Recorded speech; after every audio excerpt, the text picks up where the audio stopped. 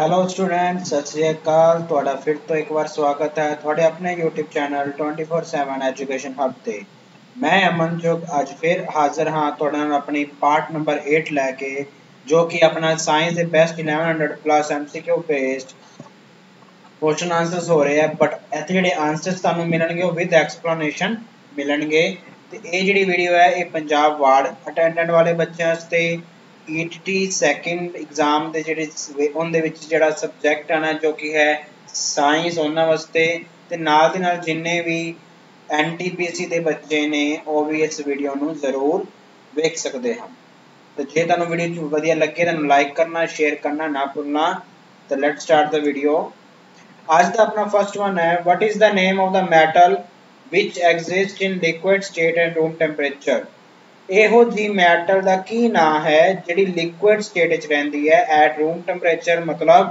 At 25 degree Celsius room temperature ਨੂੰ ਆਪਾਂ ਕਿੰਨਾ ਮੰਨਦੇ ਆ 25 ਡਿਗਰੀ ਸੈਲਸੀਅਸ ਮੰਨਦੇ ਆ 25 ਡਿਗਰੀ ਸੈਲਸੀਅਸ ਤੇ ਆਪਣੇ ਕੋਲ ਕਿਹੜਾ ਮੈਟਲ ਹੈ ਜਿਹੜਾ ਲਿਕੁਇਡ ਚ ਰਹੇਗਾ ਇੱਥੇ ਇੱਕ ਗੱਲ ਹੋਰ ਇੰਪੋਰਟੈਂਟ ਹੈ ਕਿ ਪੁੱਛਿਆ ਗਿਆ ਇੱਥੇ ਪੁੱਛਿਆ ਗਿਆ ਸਿਰਫ ਤੇ ਸਿਰਫ ਪੁੱਛਿਆ ਗਿਆ ਹੈ ਜੋ ਹੈ ਮੈਟਲ ਤਾਂ ਇਹਦਾ ਜਿਹੜਾ ਰਾਈਟ ਆਨਸਰ ਹੋਏਗਾ ਉਹ ਹੋਏਗਾ ਆਪਸ਼ਨ ਨੰਬਰ ਸੀ Hg ਬੋਲੇ ਤੋਂ ਮਰਕਰੀ ਤੇ ਜੇ ਤੁਹਾਡੇ ਕੋਲ ਪੁੱਛਿਆ ਜਾਂਦਾ ਨੇਮ ਦਾ ਲਿਕੁਇਡ ਨॉन ਮੈਟਲ ਤਾਂ ਉਹਦਾ ਆਨਸਰ ਆਣਾ ਸੀ ਆਪਸ਼ਨ ਨੰਬਰ ਡੀ Br ਬੋਲੇ ਤੋਂ ਬ੍ਰੋਮੀਨ ਠੀਕ ਹੈ ਜੀ ਤਾਂ ਇਹਦੀ ਐਕਸਪਲੇਨੇਸ਼ਨ ਲਈ ਤੁਹਾਨੂੰ ਕੁਝ ਇਹਦੀਆਂ ਫਿਜ਼ੀਕਲ ਪ੍ਰੋਪਰਟੀ ਯਾਦ ਰੱਖਣੀਆਂ ਪੈਣਗੀਆਂ ਮੈਟਲਸ ਤੇ ਨॉन ਮੈਟਲ ਦੇ ਵਿਦ ਐਕਸੈਪਸ਼ਨ फॉर एग्जांपल है लिख रखे है मैटर सारे लगभग सॉलिड्स होंगे रूम टेंपरेचर ते एक्सेप्ट मरकरी ते जेडे नॉन मेटल है वो एक्सेप्ट होंदा है Br तो अलावा बाकी सारे जेडे या तो सॉलिड स्टेट विच होंगे या वो गैसियस स्टेट विच होंदे है और इंपोर्टेंट इत्थे की है कि जेडे इलैक्ट्रिकल कंडक्टिविटी है वो किंदी केड़ा है नॉन मैटर जिंदी सब तो हाई होंदी है ਉਹਦਾ ਆਨਸਰ ਆਏਗਾ ग्रेफाइट ਤੇ ਇਹੋ ਜਿਹਾ ਕਿਹੜਾ ਨॉन ਮੈਟਲ ਹੈ ਜਿੰਦੀ ਸ਼ਾਈਨਿੰਗ ਹੁੰਦੀ ਲਸਟਰ ਹੁੰਦੀ ਹੈ ਉਹਦਾ ਆਨਸਰ ਹੈਗਾ ਆਇਓਡੀਨ ਠੀਕ ਹੈ ਜੀ ਤਾਂ ਇਹੋ ਜਿਹੇ ਕੁਝ ਤੁਸੀਂ ਐਗਜ਼ਾਮਪਲ ਯਾਦ ਰੱਖਣੀ ਹੈ ਐਕਸੈਪਸ਼ਨ ਯਾਦ ਰੱਖਣੀਆਂ ਨੇ ਹੋਰ ਇੰਪੋਰਟੈਂਟ ਜਿਹੜਾ ਆਂਦਾ ਨੇਮ ਦਾ ਸੌਫਟ ਮੈਟਲਸ ਤਾਂ ਹੋ ਗਿਆ ਸੋਡੀਅਮ ਐਂਡ ਪੋਟਾਸ਼ੀਅਮ ਠੀਕ ਹੈ ਜੀ ਤੇ name the hardest non metal तो उनका आंसर आएगा हीरा बोले तो डायमंड नेक्स्ट क्वेश्चन है which of the following phenomena results in cooling effect ਇਹੋ ਜਿਹਾ ਕਿਹੜਾ ਫਿਨੋਮੀਨਾ ਕਿਹੜੀ ਐਜਾ ਚੀਜ਼ ਹੁੰਦੀ ਹੈ ਜਿੰਦੇ ਨਾਲ ਆਪਾਂ ਨੂੰ ਠੰਡਕ ਮਹਿਸੂਸ ਹੁੰਦੀ ਪਿੱਛੋਂ ਦੀ options are A option is condensation, B evaporation, C sublimation, D none of these. Then the right answer आएगा वो है evaporation. Evaporation ਜਦੋਂ ਵੀ ਹੁਣ ਕਿਸੇ ਚੀਜ਼ ਤੋਂ ਹੁੰਦੀ ਹੈ ਤਾਂ ਉਹ ਜਿਹੜਾ ਸਰਫੇਸ ਹੈ ਉਹ ਕੀ ਹੋ ਜਾਂਦਾ ਹੈ ਉਹਦਾ ਟੈਂਪਰੇਚਰ ਲੋ ਹੋ ਜਾਂਦਾ ਟੈਂਪਰੇਚਰ ਲੋ ਹੋਣ ਦਾ ਮਤਲਬ ਆਪਾਂ ਨੂੰ ਉਹ ਚੀਜ਼ ਅੱਗੇ ਨਾਲੋਂ ਠੰਡੀ ਮਹਿਸੂਸ ਹੁੰਦੀ ਹੈ ਤਾਂ ਇਹਦਾ ਰੀਜ਼ਨ ਕੀ ਹੈ ਉਹ ਇੱਥੇ लिख देता है अपने को देखो जो भी पहली गल दा इंपोर्टेंट है इवैपोरेशन की हुंदा है कि जेड़े लिक्विड मॉलिक्यूल्स है वो किंदे च आ जान वाटर वेपर्स दी फॉर्म में आ जान इस प्रोसेस में कहते हैं इवैपोरेशन अपने आप आवन ठीक है जी हुण देखो इत्थे की लिखिया है जेड़े मॉलिक्यूल्स एंड सरफेस ते मान लो होणगे तो उनदी की हुंदी it has high kinetic energy and it's so मतलब एनर्जी होगी वावा तो जिन्ने भी मॉलिक्यूल्स एस्केप होंगे मतलब उथों निकलणगे ठीक है जी बट जेड़ा लिक्विड है उनदी energy as compared to molecules of gas हो की उनदी लेस हुंदी है इस करके उनदा टेंपरेचर की होंदा लेस हो जाता है देखो सीधी जी मेन चीज है जिस भी सरफेस ते इवैपोरेशन होंदी है वो liquid it absorbs the heat from the surface उस जेड़े भी सरफेस ते लग्या होएगा वाटर ओ की करदा उनदी हीट नु एब्जॉर्ब जे उनदी हीट एब्जॉर्ब कीती उनदी एनर्जी इंक्रीज होगी तां ओ लिक्विड स्टेट तो अगली जेड़ी स्टेट है उनदे च आ जाएगा that is water vapour the state च आ जाएगा ते पीछे जेड़ी चीज बच गई बिकॉज़ उनदे च हीट निकल गई तां उनदा टेंपरेचर लेस हो गया इस करके आपां नूं वो चीज़ की लगती है, वो चीज़ महसूस होंदा टेंपरेचर अगे नालों लैस हो गया। नेक्स्ट क्वेश्चन है which of the following non metal is a good conductor of electricity. ਕਿਹੜਾ ਜਾਂ ਇਹੋ ਜਿਹਾ ਨॉन ਮੈਟਲ ਹੈ ਜਿਹੜਾ ਗੁੱਡ ਕੰਡਕਟਰ ਆਫ ਇਲੈਕਟ੍ਰਿਸਿਟੀ ਹੈ, ਜਿੰਦੇ ਵਿੱਚੋਂ ਬਿਜਲੀ ਆਸਾਨੀ ਨਾਲ ਲੰਘ ਸਕਦੀ ਹੈ। ऑप्शन ने aluminium, silicon, graphite and gold. तो इनका जो राइट आंसर होएगा वो होएगा अपने को फ्रेंड्स जो है अपने को सी ऑप्शन। देखो ये एक टाइप का मैटल है, ये अपने को मेटालॉइड है, ये भी अपने को मेटल है, तो सिर्फ एक ही ऑप्शन बची थी जो कि बची graphite which is a type of सी एग्जिस्टेंस जिंदे विच सी एटम एग्जिस्ट करता है। इत्थे भी अगेन आइयो तो अपने को की याद करनी पैणगियां इहदियां कुछ मेजर फिजिकल प्रॉपर्टीज ते उहदियां एक्सेप्शन जो कि अगे भी अपनी आ चुके ने। जे तुहानू इहदे च कुछ दिक्कत आए तुसीं इहदा स्क्रीनशॉट लैके रख सकते हो, जो भी दिक्कत आए तुसीं सानू इहदे कमेंट सैक्शन दे विच डाउट्स नू पूछ सकते हो। नेक्स्ट क्वेश्चन है 1 AMU और U it means इहदा की मतलब होया, एक U या एक AMU दा। AMU मतलब एटॉमिक मास यूनिट, ठीक है जी। AMU दी फुल फॉर्म है एटॉमिक मास यूनिट। ऑप्शन है A option is 1/12 of C atom. Next second option है mass of C 12 atom, mass of oxygen 16 atom, mass of H molecule. तो right answer है option number A. देखो हुण इहदे नाल ना जिहड़ा एवें लिखिया दा मतलब की है बिकॉज इहदे की एग्जिस्ट करदे ने सी दे डिफरेंट आइसोटॉप्स भी हुंदे ने। उवें जे आपां गल करिए ऑक्सीजन दे इहदे भी डिफरेंट आइसोटॉप्स हुंदे हैं, तो इस नंबर तो पता लगता है कि ये इस नंबर वाला आइसोटॉप है, ठीक है जी, जिंदा एटॉमिक मास कितना सी 12 है, ठीक है जी। उनका एक बड़ा 18वां हिस्सा जिहड़ा आपां लैने उहनूं आपां मनदे आ 1 AU। It is defined as 1/12 of the mass of 6C 12 atom। तो इनका तुसीं आंसर याद करना है 1 AMU is equals to how much kilograms। तो 1 AMU is equals to 1.66 into 10⁻⁻27 kilogram which is also known as Avogadro number। Avogadro एक scientist जिन्हें इनकी सारी एक्सप्लेनेशन दी थी, इस करके अंदर नाम आख्या जाता है Avogadro number. Next question is molecular formula for potassium nitrate. जिहड़ी ऑप्शन अपने को दित्तियां गईयां ने इन्हां विचों एक ऑप्शन बिल्कुल एक्यूरेट है for the formula of potassium nitrate. You have to choose the right answer. तो फ्रेंड्स इहदा जिहड़ा राइट आंसर बनेगा वो बनेगा option number A. Option number A is the right answer for this question. तानू इस दे नाल नाल हुण देखो कुछ बच्चों नूं दिक्कत आएगी सर सानू ये तो पता सी कि जिहड़ा पोटेशियम हुंदा उहनूं उहदी एक वैलेंसी है, बट नाल जिहड़ा वर्ड लिखिया होया दैट इज नाइट्रेट उहदी कितनी वैलेंसी होगी। तो फ्रेंड्स उनकी भी एक वैलेंसी होंगी। तुहानू कुछ कंपाउंड्स ने जिनकी वैलेंसी याद करनी है वो अपने कंपाउंड्स आ ने। अमोनिया जे लिखे आ जाए तो हम लिखांगे NH4। अमोनिया का सिंबल है NH4 ते उनकी जिहड़ी वैलेंसी वो एक है।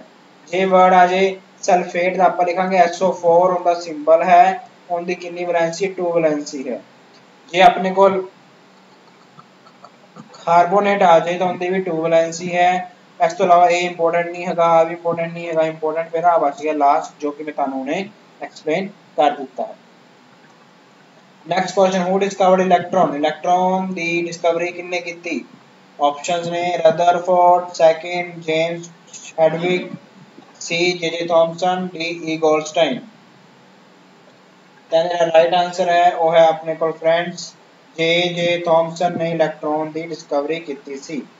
इस तो अलावा अपने को कुछ होर इंपोर्टेंट सब एटॉमिक पार्टिकल्स दियां इंपोर्टेंट इन्वेंशंस ने या तुसीं कह सकते हो डिफरेंट साइंटिस्ट ने डिफरेंट की कीतियां सी खोजां कीतियां सी जो कि अपने को इंपोर्टेंट ने। इलैक्ट्रॉन की तुहानूं हुणे एक्सप्लेन करती किन्ने कीती जे थॉमसन इन 1896 ते उसे ईयर दे विच हैनरी बैकवेल ने किंदी डिस्कवरी कीती C radio activity the.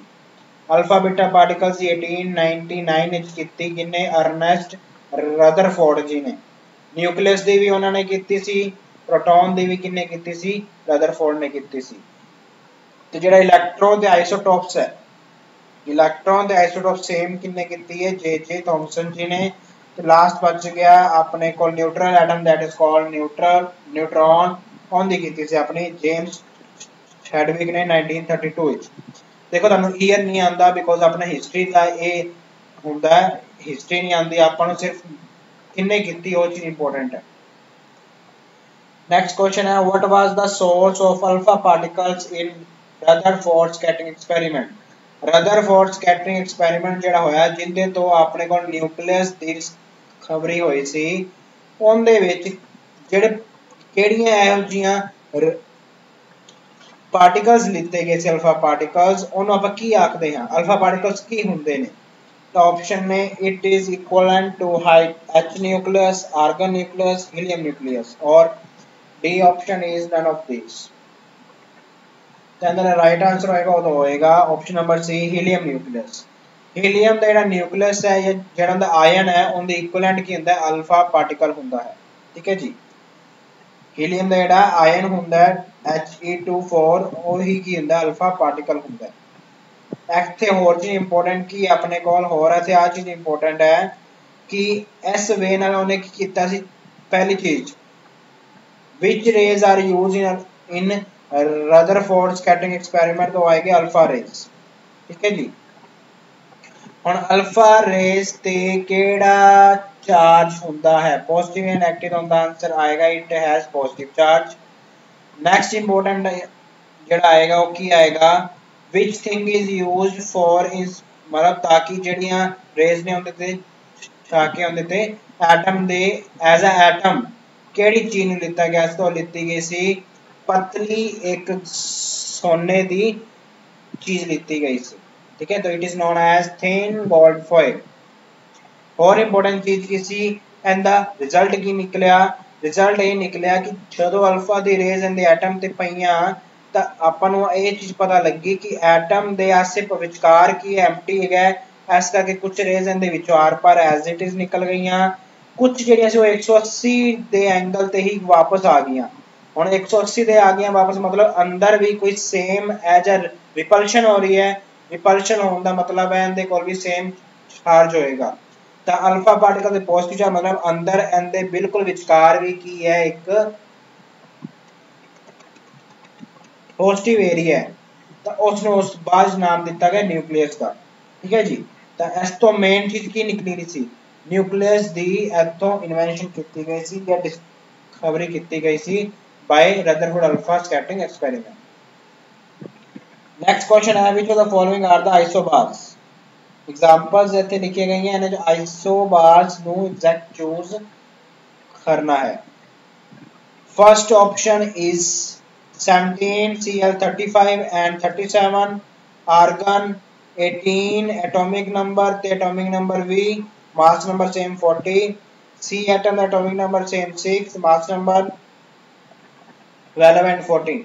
then the right answer है वो मैं ਤੁਹਾਨੂੰ ਅੱਗੇ ਵੀ ਇਹ ਚੀਜ਼ ਸਮਝਾ ਰੱਖੀ ਜਿੰਦੇ डिफरेंट एटॉमिक नंबर होन ते सेम मास नंबर होवे, तो मास नंबर सेम है, एटॉमिक नंबर अलग अलग, एटॉमिक नंबर आप लिख दिया नीचे, मास नंबर ऊपर, एंड द राइट आंसर बन जाएगा B option. The isobar species है जी ਇਹੋ ਜਿਹੇ स्पीसीज ਨੇ ਜਿਨ੍ਹਾਂ ਦਾ सेम एटॉमिक मास ਹੁੰਦਾ ਹੈ बट ਉਹਨਾਂ ਦਾ एटॉमिक नंबर डिफरेंट ਹੁੰਦਾ है। एग्जांपल अपने को ਇਹ इंपॉर्टेंट है argon and potassium, neon and sodium. Next question which of the following scientists name the scientist who named the term cell which is known as fundamental unit of life। ये word किन्ने दिता सी, then the answer है Robert Hooke, Anton von Leeuwenhoek, Robert Brown, Ernest Haeckel. then the right answer है A option Robert Hooke. Robert Hooke ने सब तो पहले ਇਹੋ जी चीज वेखी जिंदे विच इहो जी शेप्स आईयां ते एक रेक्टेंगुलर शेप नूं आपदी लैंग्वेज कहंदे सी सैल आंदे सी, इस करके उन्हें इहदा नाम दे दिता सैल। ठीक है जी। नेक्स्ट इंपॉर्टेंट चीज है mitochondria is also known as, mitochondria जो कि एक सेल ऑर्गेनेली है उनका एक हिस्सा है, उन्हें की आख्या जाता है? Energy currency of cell, energy generator of cell, C option is fission of the cell, D power house of the cell. Right answer आएगा ऑप्शन नंबर डी आएगा, it is known as power house of the cell. और ऐदा इनके पिछे reason की वो है mitochondria are small organelles inside cells which involved in releasing energy from food, मतलब ये सेलुलर रेस्पिरेशन हेल्पफुल है। सेलुलर रेस्पिरेशन मतलब होता है जेड़ी एहो जी एक चीज जेड़ी की करदी है ऑक्सीजन दे ना ग्लूकोज ना ऑक्सीजन मिल के तो एनर्जी नु निकाले, ता एंदे केड़ा रिस्पांसिबल है माइटोकॉन्ड्रिया, इसका क्या कहा जाता है power house of the cell, because जिन्नी भी सेल दे विचों एनर्जी मिलदी है दी वजह नाल मिलदी in the form of ATP. और एक चीज इंपॉर्टेंट है फ्रेंड्स, तुसी प्लीज एंड आंसर लिखना full form of ATP and full form of ADP, ATP and ADP. I hope आंदा होएगा तुहानू। नेक्स्ट क्वेश्चन है choose the correct labelling of the part A B C D E. ਤੁਹਾਡੇ सामने एक neuron रखा गया उनदे ए बी सी डी दी ई नु आप पहचानना है, तो जेड़ा राइट आंसर आएगा ए अगे भी आ चुका सी। तो देखो ए अंदर किसी भी सैल दे विच सब तो विचकार जिहड़ा हुंदा ओह किहदा न्यूक्लियस हुंदा है, तो ए ऑप्शन देखिए है न्यूक्लियस, मतलब वो ए ऑप्शन भी हो सकती है, बी भी हो सकती है, सी भी हो सकती है, ते लास्ट ऑप्शन भी हो सकती डी भी। सेकंड चीज आंदी बी एजेस आंदे, ऐसे एजेस नु की कहने आ, these are known as dendrites. तो देखो ऑप्शन नंबर ए हट गई हुन ते ऑप्शन नंबर ए भी हट गई, सी भी, तो अपने कोल ऑप्शन बन गया या बी या डी। हुन देखो अगला जेड़ा ओ आपां नु वेखण दी लोड़ ही नहीं, बिकॉज़ ओ की इको वर्गा लिखा होया है, मतलब हुन आपां पहचाना आ चीज की है, ए एक्शन हुंदा है, तो देखो इथे एक्शन नहीं लिखा उल्टा लिखा है, तो ऑप्शन ऑप्शन राइट हो जाएगी option number D and the right answer बन जाएगा। तो इससे स्क्रीनशॉट लेके रख सकते हो, ये एंड दी एग्जैक्ट फिगर न्यूरॉन दी, ये अपने को लगे भी आ चुके सी लास्ट लेक्चर दे विच, ऐतकी भी आ चुके हैं। ये बहुत ज्यादा इंपॉर्टेंट है because it is also known as nerve cell which is the longest cell in human body। I repeat, neuron जेड़ा है वो longest cell है human they which. Next question, what is the unit of measuring the momentum of a moving body? Momentum ਨੂੰ ਨਿਕਾਲਣ ਦੇ SI units की ਹੁੰਦੇ ਹਨ? Options are metre per second, kilogram metre per second, kilogram metre per second square, newton metre square per kilogram square. देखो friends and जेड़ा right answer है kilogram metre per second, option number B. उनका जेड़ा exact reason है वो अपने को है because momentum is equals to multiplication of mass and velocity. Mass दे यूनिट किलोग्राम, वेलोसिटी दे मीटर पर सेकंड, तो ओवरऑल इनदे बन गए kilogram metre per second. Next question is which of the following is not the unit of energy? निम्नलिखित में से ऐसी कौन सी हैं जिनकी एनर्जी यूनिट नहीं है? ठीक है जी। जे किसी ने हिंदी वधिया लगे तो आप दे प्लीज लिखो जे तुहानू हिंदी वधिया लगती है, पंजाबी लैंग्वेज अच्छी लगती है या इंग्लिश वधिया लगती है। यानी राइट आंसर आएगा वो आएगा अपने कॉल ए ऑप्शन, ऑप्शन ए। देखो एनर्जी दे वर्क डन दे सेम होंदे ने ऐसे यूनिट दैट इज जूल, जो कि बिल्कुल ठीक है। ए अपने को की दे आर नो it is known as commercial unit of energy, मतलब जेड़ा इलेक्ट्रिसिटी इस्तेमाल होए हुंदा है। एनएम देखो एनएम का मतलब एन का मतलब कि एक किंदे ऐसे यूनिट ने फोर्स दे, फोर्स इनटू डिस्टेंस, मतलब ये हो गया वर्क डन। तो उनदे तो अपन को पता है एंड अनदर नेम ही की हुंदा है, ऑप्शन नंबर सी है। तो राइट आंसर बच गया ए, because these are the units of electric power के ऐसे यूनिट होते हैं वॉट या किलोवाट। तो ये आप स्क्रीनशॉट लेके रख सकते हैं। ये इंपोर्टेंट नाल कुछ और ਜਿਹੜੇ इस्तेमाल हो सकते हैं। 1 calorie is equal to how many joules, तो हम अपने को आंसर आ जाएगा 4.184। ते 1 kilowatt hour is equal to how many joules, 3.6 गुना 10⁻6 जाउल्स। नेक्स्ट क्वेश्चन है माइक्रोफोन कन्वर्ट्स, माइक्रोफोन विच किस चीज की एनर्जी किस दे विच चेंज होती है। Option A sound into mechanical, sound into electrical, electrical into sound, microwave into sound. तो simple चीज है, अपनी आवाज आंदी है जो, तो आंसर आएगा sound energy into electrical energy. वो इलेक्ट्रिकल इंपल्सिस दी फॉर्म में कितने तक पहुंचता है, जिथे भी अपने उनका स्पीकर वगैरह लगे होंगे उत्थे तक वो आवाज पहुंचती दी form of impulses. Right answer आएगा ओ आएगा sound waves to electrical energy. Next question है name the force that bind the two different particles of matter together. दो अलग अलग पार्टिकल्स दे विच जिहड़ी फोर्स ऑफ अट्रैक्शन हुंदी है उन्होंने की आखदे हां। Option are intermolecular space, B option is B बोले तो bond, C intermolecular force, D nuclear force. तो द राइट आंसर है वो है इंटरमोलिकुलर फोर्स। देखो जिहड़ी फोर्सेस है टू टाइप्स दी हुंदी है, एक तो होएगी जे इको एटम दे विच वेखीए, फॉर एग्जांपल अपने कोल टू एटम्स लगे ने इत्थे HCl दे, we have two atoms of HCl, एक तो H ते Cl दे विच जेहड़ा इको एटम दे विच जेहड़ी उन्हां दे फोर्स ऑफ अट्रैक्शन हुंदी है डिफरेंट एलिमेंट्स दी। देखो ये एलिमेंट अलग है, ये एलिमेंट अलग है, बट है तो इको ही कंपाउंड दे एलिमेंट्स ने, तो उन्हें जिहड़ी फोर्स ऑफ अट्रैक्शन वो कहंदे स्ट्रोंगर हुंदी, जिन्हें कहंदे इंट्रा। जिथे भी अक्सर इंट्रा आ जाए मतलब वो आपदे विच, इंटर मतलब होंदा एक ते उस तो इलावा एक होर दे विच, मतलब इत्थे मेन चीज ये पूछी जाती है दो टाइप दी डिफरेंट कंपाउंड्स दे जिहड़ी फोर्स हुंदी है वीकेस्ट फोर्स है कहने इंटरमोलिकुलर, ते इको ही कंपाउंड दे एलिमेंट्स दे जिहड़ी फोर्स हुंदी है ओनू आपां कहने आ इंट्रामोलिकुलर फोर्स, जो कि काफी स्ट्रांग हुंदी है। नेक्स्ट क्वेश्चन है weeds are controlled by which chemicals, pesticide, fungicide, weedicide, insecticide। मतलब जेड़ो आपां फसलां उगांदे हां ते जेड़े अनवांटेड नाल उग जांदे छोटे छोटे जेड़े भी प्लांट्स वगैरह उन्हां आपां कहने weeds। उन्हां जेड़ियां weeds नू आपां विच ना आवन, अपनी जेड़ी फसल उहदे विच मिक्स अप ना होण, उहनू रोकण वास्ते आपां एक चीज यूज करदे जिन्नू आपां कहंदे आ weedicide। ठीक है, जिसका आंसर है weedicide है, सी ऑप्शन राइट आंसर। तो ये तुहाडे सामने आ रहा है स्क्रीन देखो, जिथे अनवांटेड प्लांट्स होंगे उत्थे स्प्रे की जाती है ताकि जिहड़े अनवांटेड प्लांट्स ने वो उगन ना विच ते अपनी जिहड़ी फसल है वो एज इट इज रहे।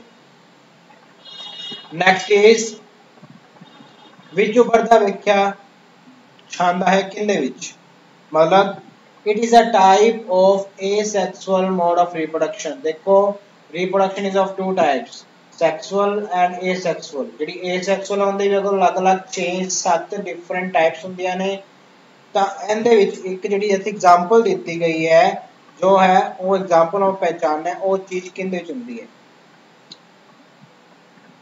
तां दा आंसर जिहड़ा आएगा हाइड्रा। हाइड्रा एक इहो जिहा प्लांट है या एनिमल भी आपां प्लांट ही नवादे हैं, वैसे इहो जिहा प्लांट है जिहड़ा अंडर लिक्विड हुंदा है, लिक्विड दे विच हमेशा हुंदा है। तो हाइड्रा ਇਹ ਹੁੰਦਾ हरे रंग का, हरे रंग का प्लांट हाइड्रा ਉਹਦੇ ਵਿੱਚ ਕਿਹੜੀ ਹੁੰਦੀ ਹੈ asexual reproduction।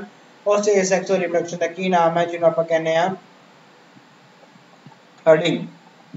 तो फॉर एग्जांपल देखो स्टार्टिंग में जे हल्की जी एक्स्ट्रा जी ਇਹਦੇ आ गई, फिर ਉਹਦੇ ਉੱਤੇ ਉਹਦੇ ਜਿਹੜੇ ਆ ਇਹਦੇ ਹੱਥ ਵਗੈਰਾ ਨੇ ਉਹ ਵੀ ਆ ਗਏ, फिर हौली होर लंबा होता गया तो एटलस ਇਹਦੇ ਤੋਂ एक होर हाइड्रा बन गया नवा। ठीक है जी, तो इस प्रोसैस ਨੂੰ ਕਹਿੰਦੇ ਆ asexual mode of reproduction that is known as budding। because it आज निक्की जी उभरती है इन्हें आप की कहने it is known as a small bud. Next question है which of the following is the site of fertilization in humans? Humans मतलब sperm ते egg कित्थे जाके मिलते हैं in female reproductive part. Female reproductive system ਦੇ ਵਿੱਚ कित्थे fertilization मतलब होता है egg ਦਾ ਤੇ sperm ਦਾ मिलना. ਉਹ ਕਿੱਥੇ ਹੁੰਦੀ ਆਪਸ਼ਨ ਨੇ ਯੂਟਰਸ ਫੈਲੋਪੀਅਨ ਟਿਊਬ ਓਵਰੀ ਵੈਜਾਈਨਾ ਤੇ ਰਾਈਟ ਆंसर ਆਏਗਾ ਉਹ ਆਏਗਾ ਫੈਲੋਪੀਅਨ ट्यूब ਇਹ ਬਹੁਤ ਜ਼ਿਆਦਾ ਇੰਪੋਰਟੈਂਟ ਕੁਐਸਚਨ ਹੈ ਕੁਝ ਬੱਚਿਆਂ ਦਾ ਆਨਸਰ ਲਿਖ ਕੇ ਆਂਦੇ ਨੇ option number A that is uterus ਇਹ ਤੁਹਾਡੇ ਸਾਹਮਣੇ ਸਕਰੀਨ ਤੇ ਅੱਗੇ ਆ ਚੁੱਕੀ ਫੀਮੇਲ ਰਿਪਰੋਡਕਟਿਵ ਸਿਸਟਮ ਜਿੰਦੇ ਦੇਖੋ ਇਹ ਆਪਣੇ ਕੋਲ ਓਵਰੀਜ਼ ਨੇ ਇਹਨਾਂ ਚੋਂ ਐਗ ਹਰ 28 ਦਿਨਾਂ ਬਾਅਦ ਨਿਕਲਦਾ ਇੱਕ ਮਹੀਨੇ ਚ ਇਧਰੋਂ ਨਿਕਲੇਗਾ ਇੱਕ ਮਹੀਨੇ ਚ ਇਧਰੋਂ ਨਿਕਲੇਗਾ फिर एग का जिहड़ा आ रस्ते नूं कहने आ ओविडक्ट या उन्होंने कहने फैलोपियन ट्यूब स्पर्म इधर जो एंटर होके वो इधर ही आंदा है ते इत्थे एग दे नाल की करदा है इंदी फर्टिलाइजेशन हुंदी है फर्टिलाइजेशन तो बाद आप एक जदों वो मतलब फर्टिलाइजेशन होगी तो वो इत्थे कि रुक जाएगा इस प्रोसेस नूं कहने आ इंप्लांटेशन ऑफ अनबॉर्न बेबी इत्थे आगे की हुंदी है where does implantation occur on the answer है uterus but fertilization है जेडी ओ ओविडक्ट या fallopian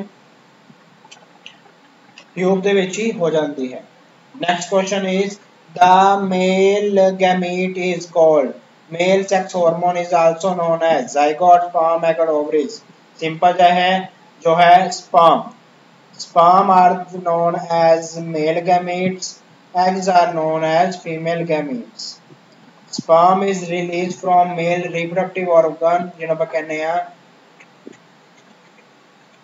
testes eggs are released from female reproductive organ that are known as ovaries ठीक है जी ते ये अपने कोल की एक sperm दे two parts होंदे एक होंदा head part होंदा है एक होंदा tail part होंदा है ਜਦੋਂ ਵੀ ਐਗ ਦੇ ਨਾਲ ਮਿਲਦਾ ਹੈ ਸਪਰਮ ਤਾਂ ਸਿਰਫ ਅਗਲਾ ਹਿੱਸਾ ਹੀ ਉਹਦੇ ਅੰਦਰ ਜਾਂਦਾ ਬਿਕੋਜ਼ ਇਹਦੇ ਅੰਦਰ ਨਿਊਕਲੀਅਸ ਹੁੰਦਾ ਹੈ ਬਾਕੀ ਵਾਲਾ ਪਾਰਟ ਹੈ ਉਹ ਸਿਰਫ ਇਹਦੀ help it is only helpful for the movement of sperm ਨੂੰ ਅੱਗੇ ਲੈ ਕੇ ਆਉਣ ਵਾਸਤੇ ਸਿਰਫ ਉਹਦੀ ਇਹਦਾ ਯੂਜ਼ ਹੁੰਦਾ ਹੈ ਅਦਰਵਾਈਜ਼ ਇਹ ਉਹਦੇ ਤੋਂ ਜਾ ਕੇ ਅਲੱਗ ਹੋ ਜਾਏਗਾ मतलब ਜਦੋਂ ਫਰਟੀਲਾਈਜੇਸ਼ਨ ਹੋਣ ਲੱਗਦੀ ਹੈ ਤਾਂ ਜਿਹੜਾ ਸਪਰਮ ਦਾ ਫਸਟ ਸੈੱਲ ਐਗ ਦੇ ਨਾਲ ਮਿਲੇਗਾ ਉਹਦੀ ਸਿਰਫ ਫਰਟੀਲਾਈਜੇਸ਼ਨ ਹੋਏਗੀ ਬਾਕੀ ਜਿਹੜੇ ਸਪਰਮ ਸੈੱਲ ਨੂੰ ਐਜ਼ ਇਟ ਇਜ਼ ਵਿੱਚ ਰੁਕ ਜਾਣਗੇ ਬਟ ਉਹ ਜਿਹੜਾ ਸਪਰਮ ਸੈੱਲ ਹੈ ਜਿੰਦੀ ਫਰਟੀਲਾਈਜੇਸ਼ਨ ਹੋਏਗੀ ਉਹਦਾ ਵੀ ਸਿਰਫ ਹੈਡ ਪਾਰਟ ਹੀ ਅੰਦਰ ਐਂਟਰ ਹੋਏਗਾ ਅੱਜ ਦਾ ਲਾਸਟ ਹੈ animals that R diminishing to a level of extinction मतलब ਇਹੋ ਜਿਹੇ ਜਾਨਵਰ ਜਿਹੜੇ ਜਸਟ ਅਲੋਪ ਹੋਣ ਵਾਲੇ ਹੋਏ ਪਏ ਨੇ ਇੰਨੀ ਕੁ ਉਹਨਾਂ ਦੀ ਸੰਖਿਆ ਹੈ ਕਿ ਜਸਟ ਉਹ ਅਲੋਪ ਵੀ ਹੋ ਸਕਦੇ ਨੇ ਉਹ ਇਹੋ ਜਿਹੀਆਂ ਸਪੀਸੀਜ਼ ਨੂੰ ਕੀ ਆਖਦੇ ਹਨ endangered extinct endemic ਜਾਂ dangerous ਤਾਂ ਇਹਦਾ ਰਾਈਟ ਆਨਸਰ ਹੈ ਉਹ ਹੈ ਆਪਣੇ ਕੋਲ option number A that are known as endangered मतलब खतरे दे निशान ते तो ये अपने को कुछ Asiatic lion rhinoceros chimpanzee etcetera काफी सारे हो जे अपने को animals as well as aquatic animals भी ने जेडे की ने एक्सटिंक्ट होने वाले मतलब जिन्हां दा अंत होने वाला है इस करके आपां नूं वाइल्ड लाइफ नूं बचा के रखना जरूरी है ताकि अपना जेड़ा एनवायरनमेंट हो एवें इकोसिस्टम विच कोई दिक्कत ना आवे सो स्टूडेंट्स इसी अपना आज दा लास्ट लेक्चर आपां मिलदे हैं अपने अगले लेक्चर दे विच सो उदों तक thank you so much meet you soon tata see you bye bye.